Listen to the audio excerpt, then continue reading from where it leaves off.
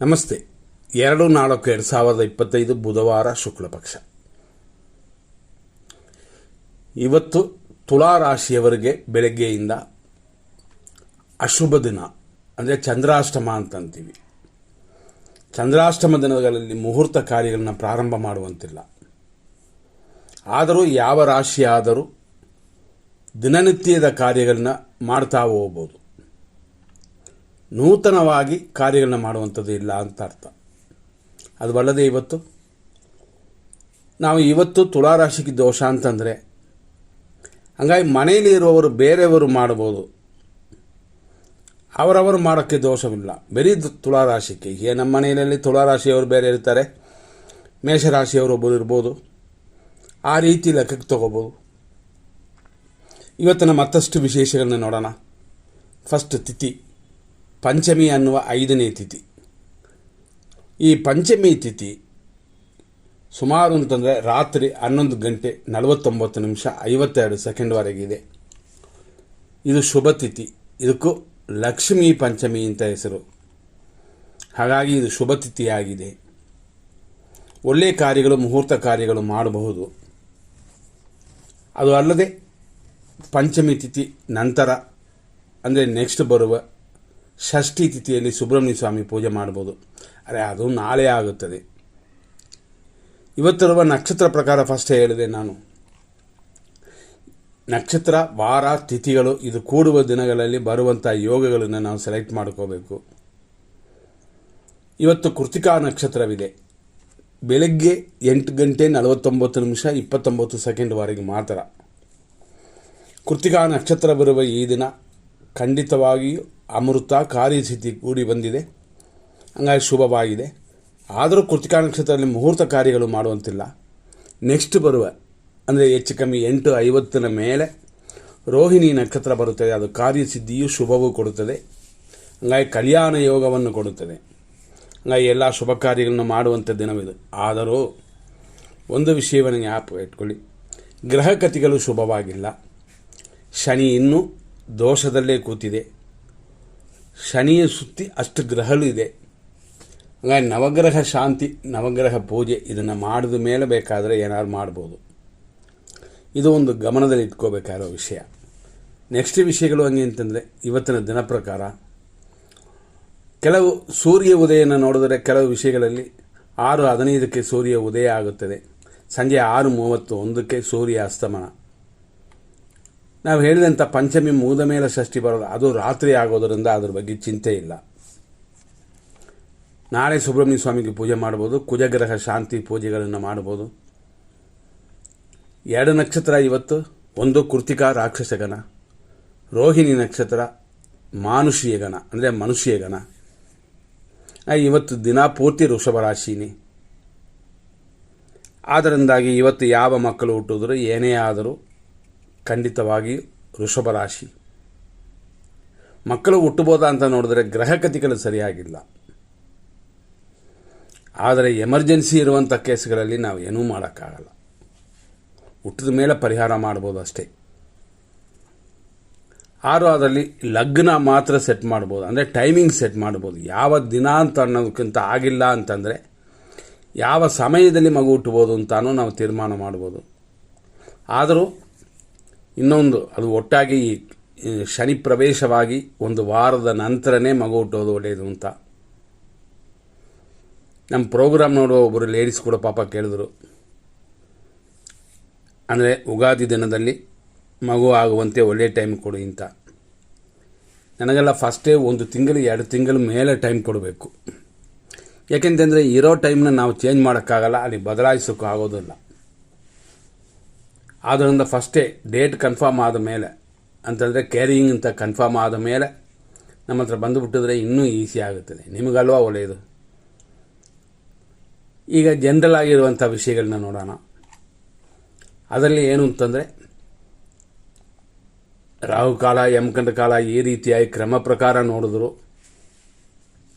ಅಥವಾ ಆಯುಷ್ಮಾನ್ ಯೋಗ, ಅಭಿಜಿತ್ ನಕ್ಷತ್ರ ಈ ರೀತಿಯೆಲ್ಲ ಅನುಕೂಲವಿದ್ದರು, ಗುರು ಹೊರೆ, ಶುಕ್ರ ಹೊರೆ ಅಂತ ಇದೆಲ್ಲ ಕೂಡಿ ಬಂದರೂ ಕೂಡ ಆ ಸಮಯದಲ್ಲಿ ಬೇರೆ ಏನಾದ್ರು ಕೆಟ್ಟೋದಿದೆಯಾ ಅಂತ ನೋಡಬೇಕು.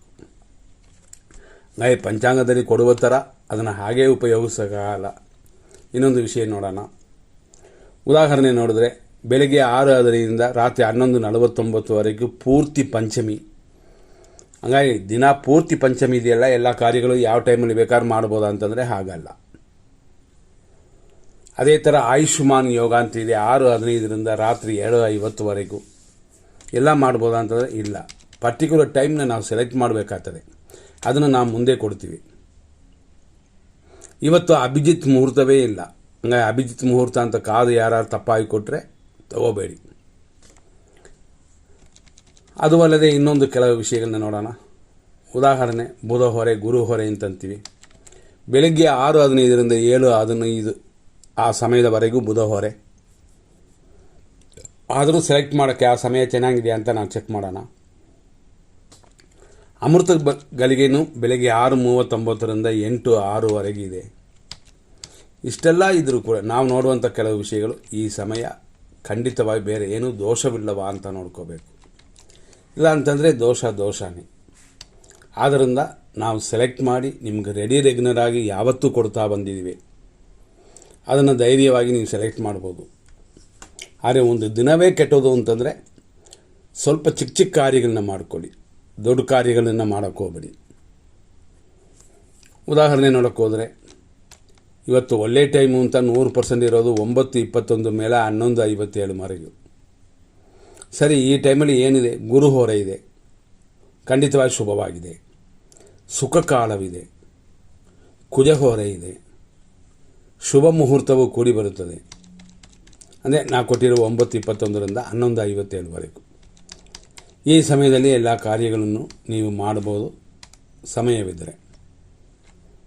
ಆದರೂ ನಾವು ಹೇಳ್ತೀವಿ, ಗ್ರಹಗತಿಗಳು ಸರಿಯಾಗಿಲ್ಲ. ಮೀನರಾಶಿಗೆ ಪ್ರವೇಶವಾಗಿರುವ ಶನಿ ಸಂಧಿ ಸಮಯದಲ್ಲಿ ಕೂತಿದೆ. ಶುಭವನ್ನು ಕೊಡುವ ಅನುಕೂಲಕರವಾದ ಡಿಗ್ರಿಯಲ್ಲಿ ಅಥವಾ ನಕ್ಷತ್ರ ಪಾದಗಳಲ್ಲಿ ಇಲ್ಲ. ಪೂರ್ವ ಭಾದ್ರಪದ ನಕ್ಷತ್ರ 4ನೇ ಪಾದವಿದೆ. ಅದು ದೋಷ ಕಾಲ ಅಂತಂತೀವಿ. ಆದ್ದರಿಂದಾಗಿ ಎಚ್ಚರ. ಮತ್ತೊಂದು ಸಮಯ ಅಂತಂದರೆ ಮಧ್ಯಾಹ್ನ 1:57ರಿಂದ ಅಂದರೆ ಮಧ್ಯಾಹ್ನ 1:57 ಸಂಜೆ 5:09ವರೆಗಿರುವ ಒಂದು ಒಳ್ಳೆಯ ಸಮಯ. ಈ ಸಮಯದಲ್ಲಿ ಏನಿದೆ ಅಂತಂದರೆ ಮಧ್ಯಾಹ್ನ 1:25ರಿಂದ 2:26ವರೆಗೂ ಬುಧ ಹೊರೆ, 1:55ರಿಂದ 3:27ವರೆಗೂ ಉದ್ದಿ ಕಾಲ. ಮತ್ತು ಇದರಲ್ಲಿ ವಿಜಯ ಮುಹೂರ್ತ ಬರುತ್ತದೆ. ವಿಜಯ ಮುಹೂರ್ತ ಇರೋದು 2:26ರಿಂದ 3:15. ಖಂಡಿತವಾಗಿ ಇದೆಲ್ಲ ಶುಭ ಸಮಯಗಳು. ಅದೇ ಥರ 2:26ರಿಂದ 3:27ವರೆಗೂ ಚಂದ್ರ ಹೊರೆಯೂ ಇದೆ. ಶುಭ ಮುಹೂರ್ತ ಅಂದರೆ ಇವತ್ತು ಮಾಡಬಹುದಾ ಅಂತ ಒಂದು ಪ್ರಶ್ನೆಗೆ ಬಂದರೆ ನವಗ್ರಹ ಶಾಂತಿ ಮಾಡಬೇಕು. 3:08 ಮೇಲೆ 5:09 ಒಳಗಡೆ ಆದರೆ ಪರವಾಗಿಲ್ಲ. ಆ ನಂತರ ಬರುವ ಒಂದು ಒಳ್ಳೆಯ ಟೈಮು ಅಂತಂದರೆ ಸಂಜೆ 7:15ರಿಂದ ರಾತ್ರಿ 11:36ವರೆಗೂ. ಆ ಸಮಯ ಒಂದು ಒಳ್ಳೆಯ ಟೈಮ್. ಇದರಲ್ಲಿ ಏನೆಲ್ಲ ಇದೆ ಅಂತಂದರೆ ಶುಕ್ರ ಹೊರೆ ಇದೆ. ಅದು ಸಂಜೆ 7:30ರಿಂದ ರಾತ್ರಿ 8:28ವರೆಗೂ. ಹಂಗಾಗಿ ನಾವು ಕೊಟ್ಟಿರುವಂಥ 7:15ರಿಂದ ರಾತ್ರಿ 11:36ವರೆಗೂ ಶುಕ್ರ ಹೊರೆ. ಅಮೃತಗಳಿಗೆ ಬುಧ ಹೊರೆ, ಶುಭ ಮುಹೂರ್ತ ಇಷ್ಟೆಲ್ಲ ಕೂಡಿ ಬಂದಿರೋದ್ರಿಂದ ಇದು ಉತ್ತಮ ಸಮಯ. ಮತ್ತೊಂದು ಸಮಯ ಅಂತಂದರೆ ರಾತ್ರಿಯಲ್ಲಿ ಬರುವಂಥ ಸಮಯಗಳಲ್ಲಿ ನಾವು ಹೇಳಿದ್ವಿ 11:36ವರೆಗೂ ಚೆನ್ನಾಗಿರುತ್ತದೆ ಅಂತ. ಆ ನಂತರ ಅಶುಭವಾಗಿದೆ. ಆದ್ದರಿಂದಾಗಿ ಇದರಲ್ಲಿ ಹೆಚ್ಚಿನ ಗಮನ ಕೊಡಬೇಕು. ರಾತ್ರಿಯಲ್ಲಿ ಬರುವ ಒಂದು ಗುರುಹೊರೆ ಕೂಡ ಶುಭಕರವಾಗಿಲ್ಲ. ಗುರುಹೊರೆ ಎಂದ ತಕ್ಷಣ ಗುರುಹೊರೆ ಎಲ್ಲ ಶುಭವನ್ನು ಕೊಡುತ್ತದ ಅಂತಂದರೆ ಖಂಡಿತವಾಗಿ ಇಲ್ಲ. ಸರಿ, 100% ಕೆಟ್ಟ ಟೈಮ್ನ ಈಗ ನಾವು ನೋಡೋಣ. ಇದರಲ್ಲಿ ಯಾವುದನ್ನು ಪ್ರಾರಂಭ ಮಾಡಬೇಡಿ. ಒಳ್ಳೆಯ ಟೈಮಲ್ಲಿ ಅಂದರೆ ಶುಭ ಸಮಯದಲ್ಲಿ ಪ್ರಾರಂಭ ಮಾಡಿರುವಂಥದ್ದನ್ನು ಕಂಟಿನ್ಯೂ ಮಾಡ್ಬೋದು. ಕೆಟ್ಟ ಟೈಮ್ ಬಂದಿದ್ದರೂ ಕೂಡ ಕೆಟ್ಟ ಟೈಮಲ್ಲಿ ಪ್ರಾರಂಭ ಮಾಡಬಾರ್ದು ಅಷ್ಟೇ.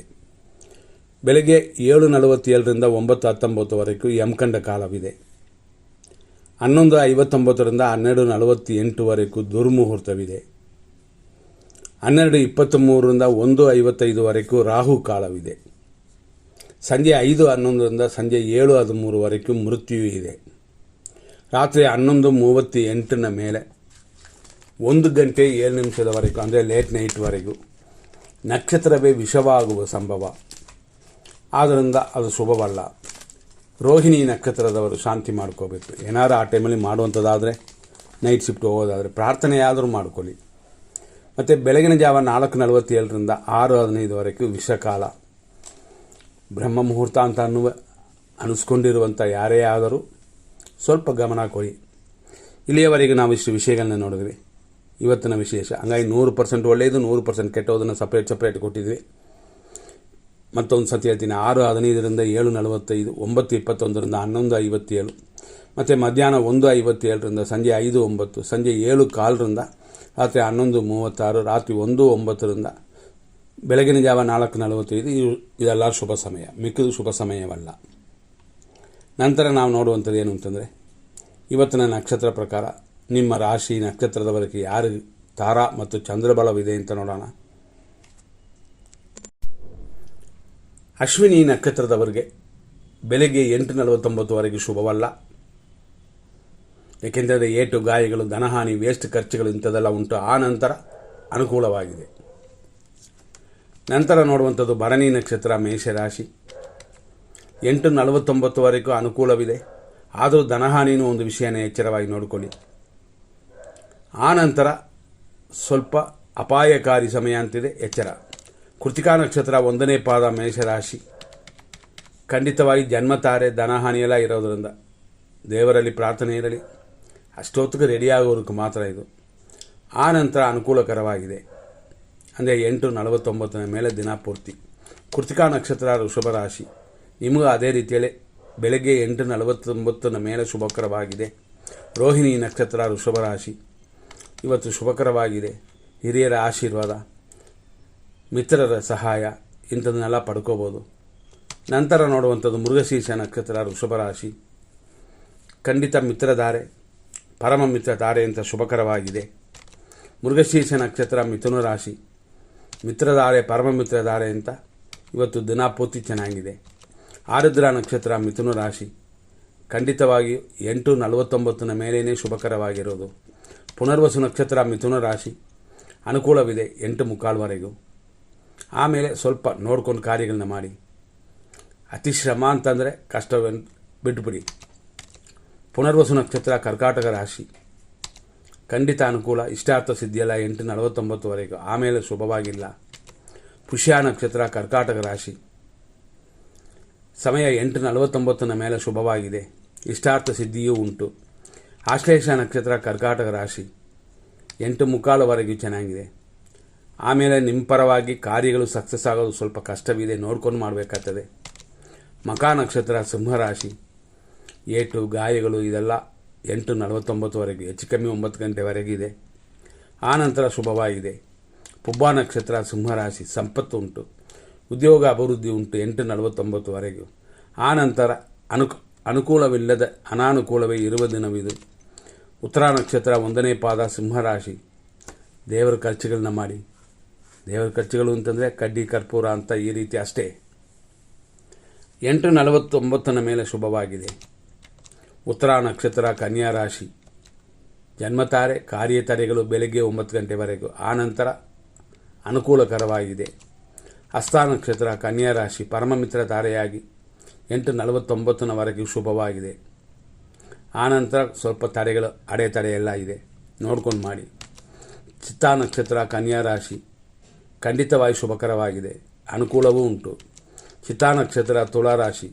ಮಿತ್ರ, ಪರಮಮಿತ್ರ ಅಂತ ಇವತ್ತು ದಿನಕರವಾಗಿ ಖಂಡಿತವಾಗಿ ಅನುಕೂಲವಾಗಿದೆ. ಸ್ವಾತಿ ನಕ್ಷತ್ರ ತುಳಾ ರಾಶಿ. 8:45 ಮೇಲೇ ಶುಭವಾಗಿರೋದು, ಆದ್ದರಿಂದ ನೋಡ್ಕೊಳ್ಳಿ. ವಿಶಾಖ ನಕ್ಷತ್ರ ತುಳಾ ರಾಶಿ. ಅನುಕೂಲವಿದೆ 8:45ವರೆಗೂ. ಆಮೇಲೆ ಸ್ವಲ್ಪ ಶ್ರಮವಿದೆ. ನಂತರ ವಿಶಾಖ ನಕ್ಷತ್ರ ವೃಶ್ಚಿಕ ರಾಶಿ. 8:45ವರೆಗೂ ಎಲ್ಲ ಕಾರ್ಯಗಳಲ್ಲೂ ಅಭಿವೃದ್ಧಿ, ಸುಖ ಉಂಟು. ಆನಂತರ ಟೆನ್ಷನ್ ಆಗುತ್ತದೆ. ಅನುರಾಧ ನಕ್ಷತ್ರ ವೃಶ್ಚಿಕ ರಾಶಿ. 8:45 ಮೇಲೇ ಶುಭವಾಗಿರೋದು. ಜ್ಯೇಷ್ಠ ನಕ್ಷತ್ರ ವೃಶ್ಚಿಕ ರಾಶಿ. 8:45ವರೆಗೂ ಶುಭವಾಗಿದೆ. ಆನಂತರ ಅತಿ ಪ್ರಯತ್ನ ಬೇಕಾಗುತ್ತದೆ, ಎಚ್ಚರ. ಮೂಲ ನಕ್ಷತ್ರ ಧನುಸು ರಾಶಿ. ಖಂಡಿತವಾಗಿ 8:49 ಮೇಲೇ ಶುಭಕರವಾಗಿರೋದು. ನೋಡ್ಕೊಂಡು ನಿಮ್ಮ ಕಾರ್ಯಗಳನ್ನು ಮಾಡಿಕೊಳ್ಳಿ. ಪೂರ್ವಾಷಾಢ ನಕ್ಷತ್ರ ಧನುಸು ರಾಶಿ 8:45ವರೆಗೂ ಸಂಪತ್, ಶತ್ರುನಾಶ, ಶುಭಕರವಾಗಿರೋದರಿಂದ ನಿಮ್ಮ ಕಾರ್ಯಗಳಲ್ಲಿ ಜಯ ಉಂಟು. ಉತ್ತರಾಷಾಢ ನಕ್ಷತ್ರ ಧನುಸು ರಾಶಿ 8:45 ಮೇಲೆ ಶುಭವಾಗಿದೆ. ಉತ್ತರಾಷಾಢ ನಕ್ಷತ್ರ ಮಕರ ರಾಶಿ 8:49 ಮೇಲೆ ಸಂಪತ್ತು, ಅದೇ ಸ್ವಲ್ಪ ಕಾರ್ಯ ವಿಘ್ನ ಗಮನ ಕೊಡಬೇಕಾಗ್ತದೆ. ಶ್ರವಣ ನಕ್ಷತ್ರ ಮಕರ ರಾಶಿ ಖಂಡಿತವಾಗಿ ಪರಮಮಿತ್ರ ತಾರೆಯು ಕಾರ್ಯ ವಿಘ್ನವೂ ಇದೆ, ಅಂದರೆ ಮಿಕ್ಸ್ ಆಗಿದೆ. ಆದ್ದರಿಂದ ಪರರ ಸಹಾಯ ಪಡೆದು, ಮಿತ್ರರ ಸಹಾಯ ಪಡೆದು, ಗುರುಗಳ ಆಶೀರ್ವಾದ ಪಡೆದು ನಿಮ್ಮ ಕಾರ್ಯಗಳನ್ನು ಮಾಡಿ. ಧನಿಷ್ಠ ನಕ್ಷತ್ರ ಮಕರ ರಾಶಿ ದಿನಪೂರ್ತಿ ಶುಭವಾಗಿದೆ. ಒಳ್ಳೆಯ ಕಾರ್ಯಗಳನ್ನ ಮಾಡೋಕ್ಕೆ ನಾನು ಕೊಟ್ಟಿರುವಂಥ ಒಳ್ಳೆಯ ಟೈಮ್ನ ಸೆಲೆಕ್ಟ್ ಮಾಡಿಕೊಳ್ಳಿ. ಧನಿಷ್ಠ ನಕ್ಷತ್ರ ಕುಂಭರಾಶಿ ಖಂಡಿತ ದಿನಪೂರ್ತಿ ಅನುಕೂಲವೇ. ಶತಭಿಷ ನಕ್ಷತ್ರ ಕುಂಭರಾಶಿ 8:49 ಮೇಲೆ ಶುಭವಾಗಿದೆ. ಪೂರ್ವ ಭಾದ್ರಪದ ನಕ್ಷತ್ರ ಕುಂಭರಾಶಿ 8:49ವರೆಗೂ ಶುಭವಾಗಿದೆ. ಪೂರ್ವ ಭಾದ್ರಪದ ನಕ್ಷತ್ರ ಮೀನರಾಶಿ 8:49ವರೆಗೂ ಲಾಭವೂ ಅಭಿವೃದ್ಧಿಯೂ ಅನುಕೂಲಕರವೂ ಉಂಟು. ಆನಂತರ ಯೋಚನೆ ಮಾಡಬೇಕು, ನೋಡಿಕೊಂಡು ಸ್ವಲ್ಪ ಚಿಕ್ಕ ಚಿಕ್ಕ ಕಾರ್ಯಗಳನ್ನ ಮಾಡಿ. ಉತ್ತರ ಭಾದ್ರಪದ ನಕ್ಷತ್ರ ಮೀನರಾಶಿ 8:49 ಮೇಲೆ ಶುಭ ಉಂಟು. ರೇವತಿ ನಕ್ಷತ್ರ ಮೀನರಾಶಿ ಆರೋಗ್ಯ, ಲಾಭ ಇದೆಲ್ಲ ಕೂಡಿ ಬರುತ್ತದೆ. ಇಲ್ಲಿಯವರೆಗೂ ಇಷ್ಟು ವಿಷಯಗಳನ್ನ ನೋಡಿದ್ವಿ. ಮುಂದಿನ ಸಂಚಿಕೆಯಲ್ಲಿ ನೋಡೋಣ. ಧನ್ಯವಾದಗಳು.